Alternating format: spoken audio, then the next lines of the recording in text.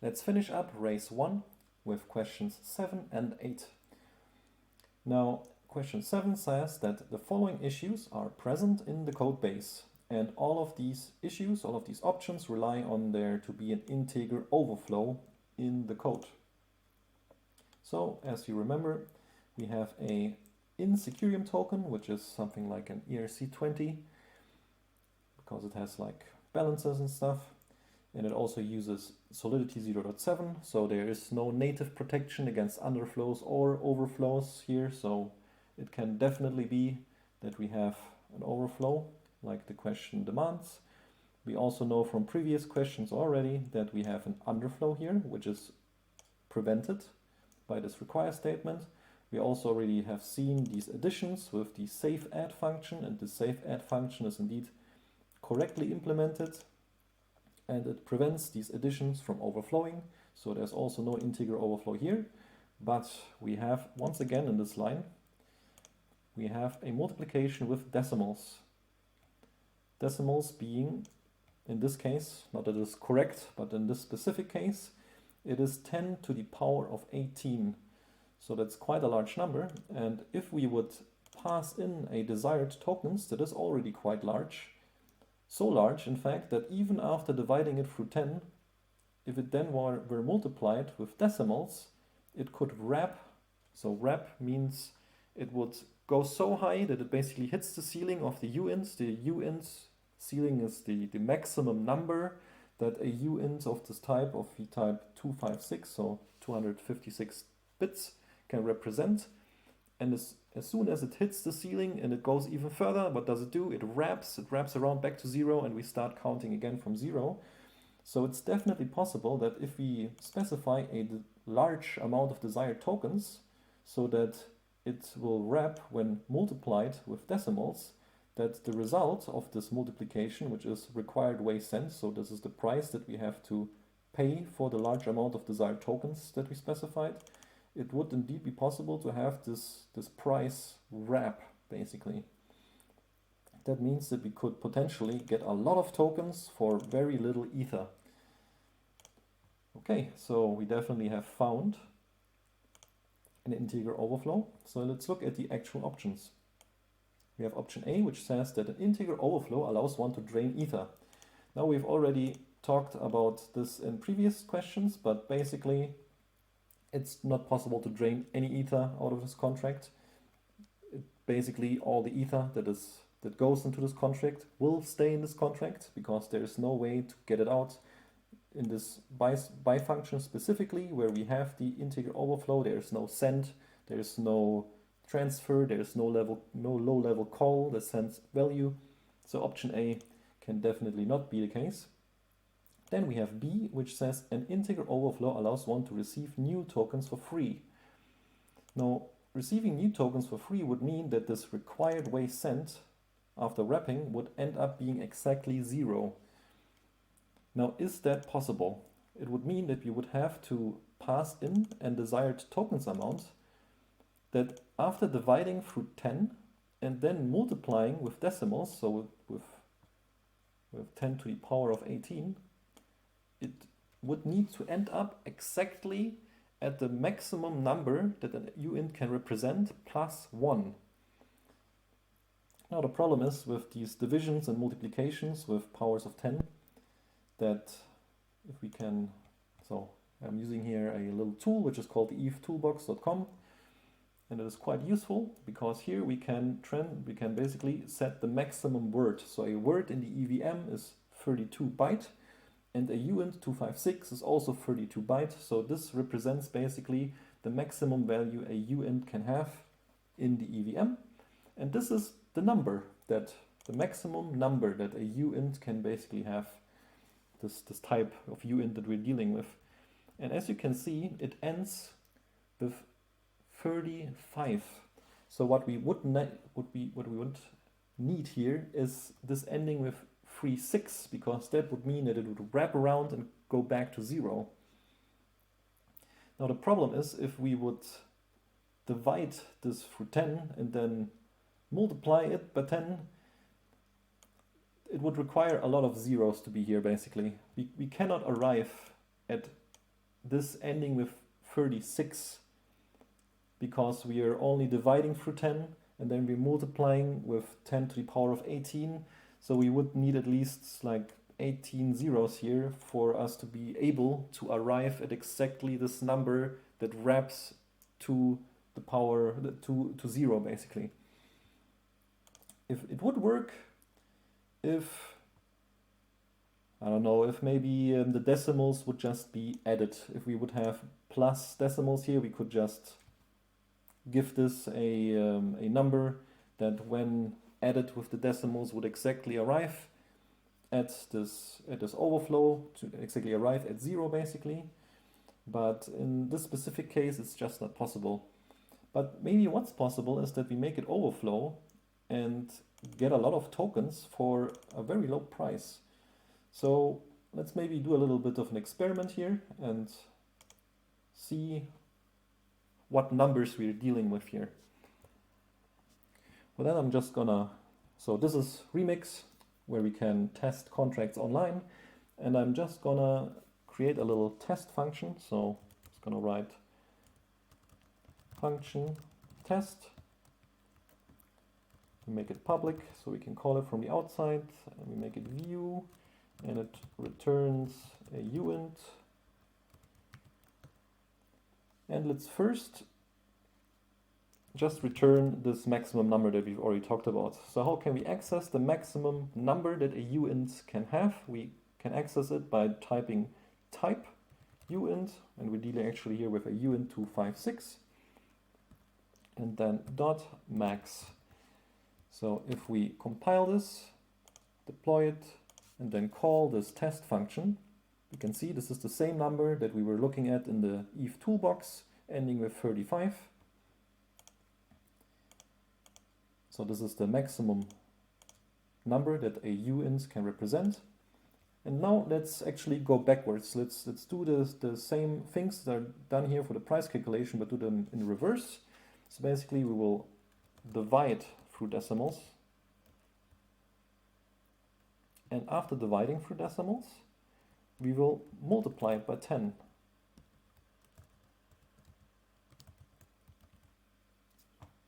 And we will deploy this too.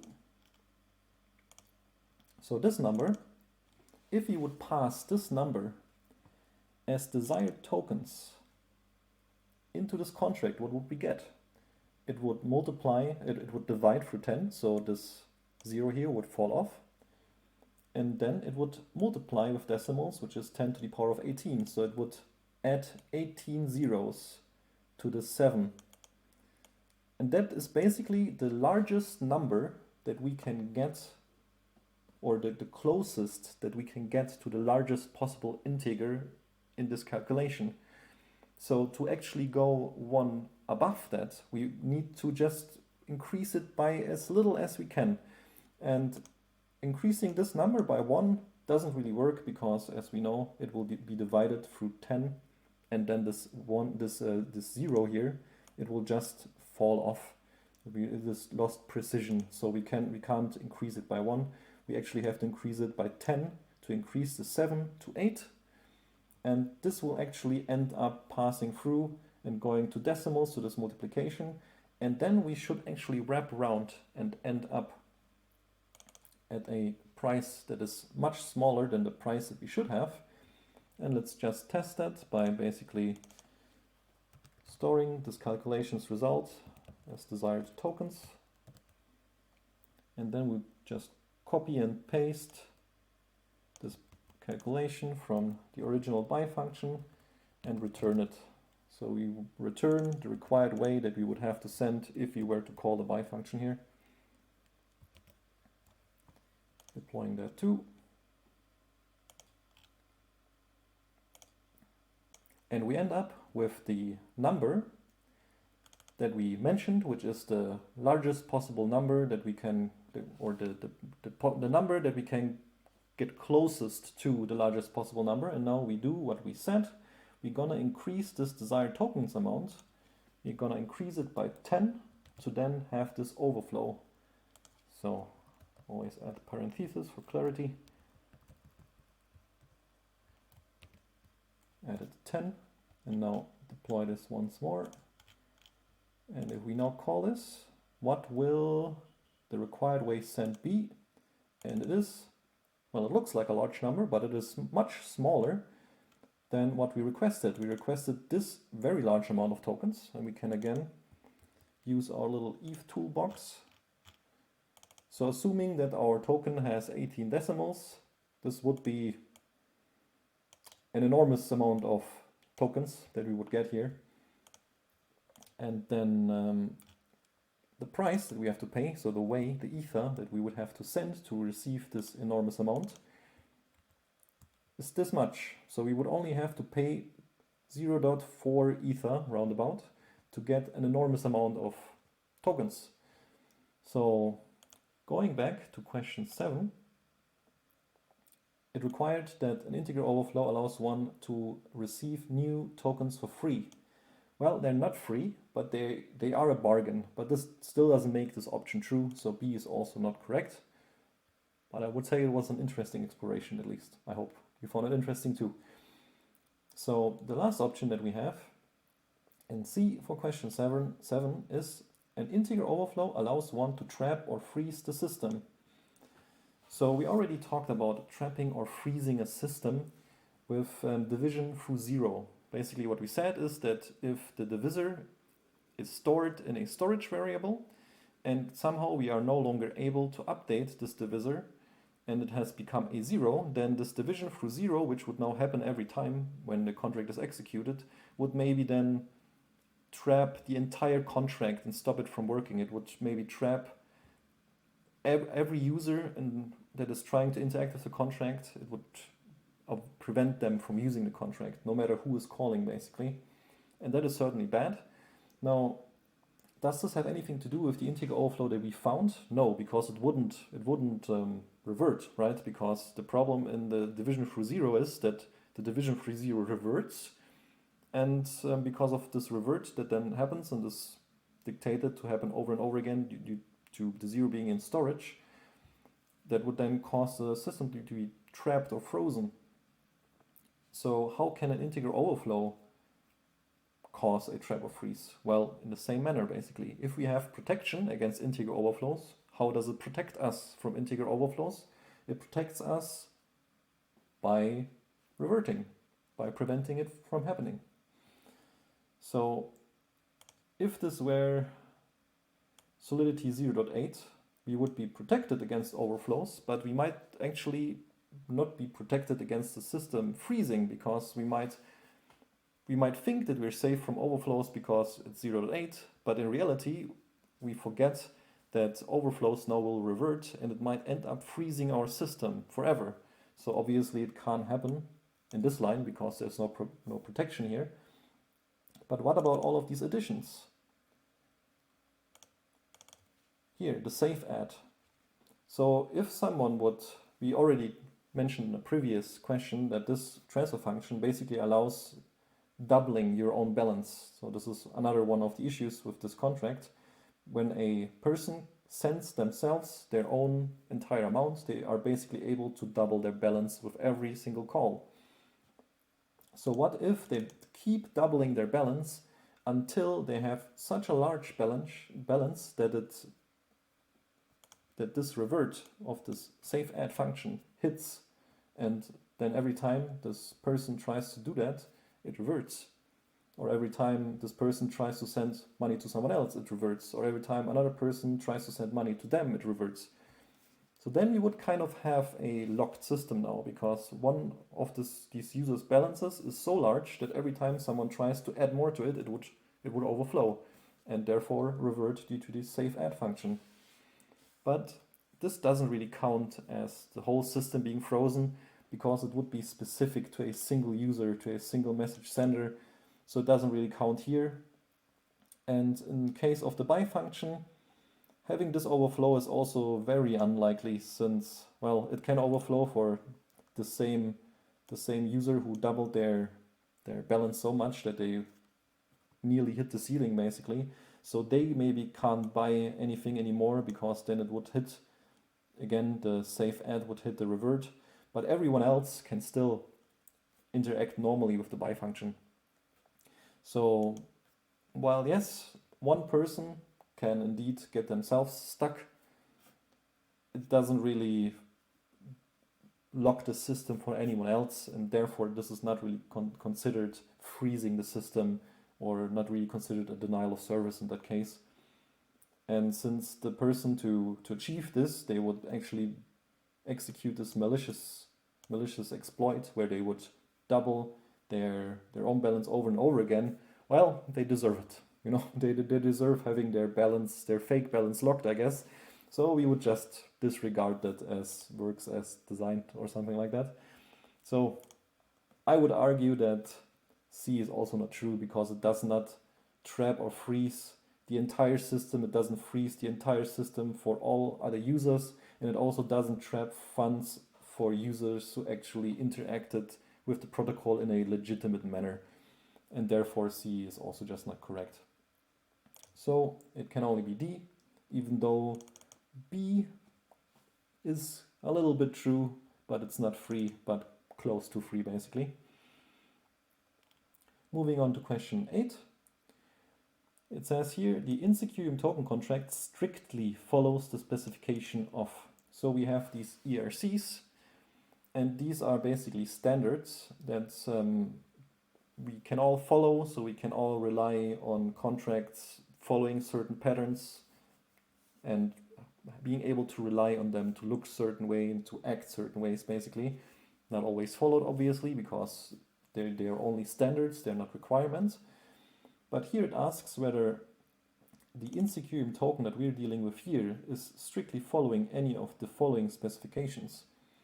So ERC20, as we already said, is this fungible token standard, because our in Secureum token is very similar to an ERC20 because it also deals with balances. It has a transfer function, so it's very, very similar, but it is missing a lot of other functions that would be required.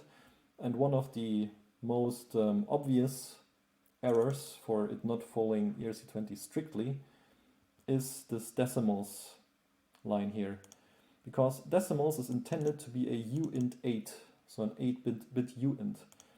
And it's also not intended to be 10 to the power of the decimals. It's intended to be just the decimals, so it's just intended to be the 18. And then it will also fit into the uint8 basically. So with that and a lot of functions and everything missing, it definitely does not follow the ERC20 standard strictly, although it looks similar to an ERC20. Then we have ERC777.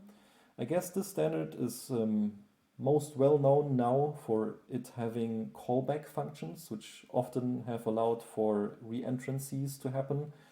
So every time people have integrated a token and thinking it's a normal ERC20 token, but in reality it was an ERC777 token, and then they didn't realize that just using this token basically in their protocol that is safe with every other ERC20 token, suddenly it becomes vulnerable to reentrancy from using this 777 token.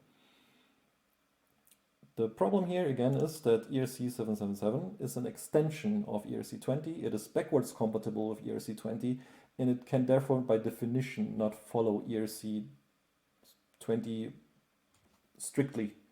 So it can also not follow ERC777 strictly. That can't work basically. And then last option, we have ERC721, and this one is the non-fungible tokens. So this is about the NFTs, the NFT standard, and we already know that this one obviously deals with balances, therefore it's not a non-fungible token contract that we're dealing with here. So it can also not be strictly following the standard for NFT tokens. So C can also not be correct, and therefore both question 8 and question 7 are none of the above, and that's it with RACE-1.